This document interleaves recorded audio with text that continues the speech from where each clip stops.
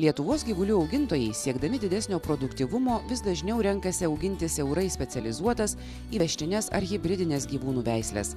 Tuo pačiu pamirštamos vietinės žemės ūkio gyvulių ir paukščių veislės. Šiuo metu kai kurios nuo seno mūsų šalyje augintos veislės atsidūrė ties išnykimo riba, o jų išsaugojimu dažnai rūpinasi tik negausus būrelis entuziastų.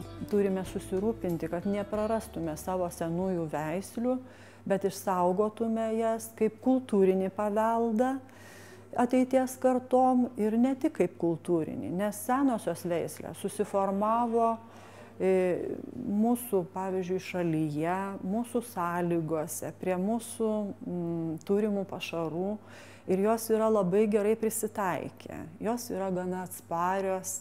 Siekiant išsaugoti senojo genotipo ūkinių gyvūnų veislės, jų augintojai gali naudotis Lietuvos kaimo plėtros 2007-2013 metų programos antrosios krypties priemonės agrarinės aplinkosaugos išmokos numatyta parama.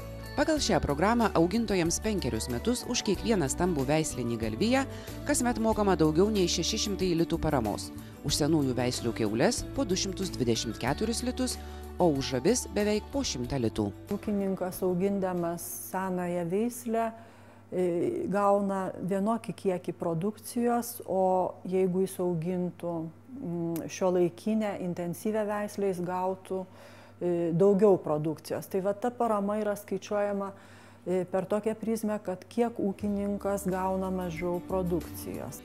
Dalyvaujantys nykstančių veislių išsaugojimo programoje gyvulių augintojai įsipareigoja veisti turimus gyvulius tik grynuoju veisimu, o kompensacinės išmokos jiems mokamos už paraiškoje paramai gauti įsipareigotą ir einamaisiais metais išlaikytą ūkinių gyvūnų skaičių.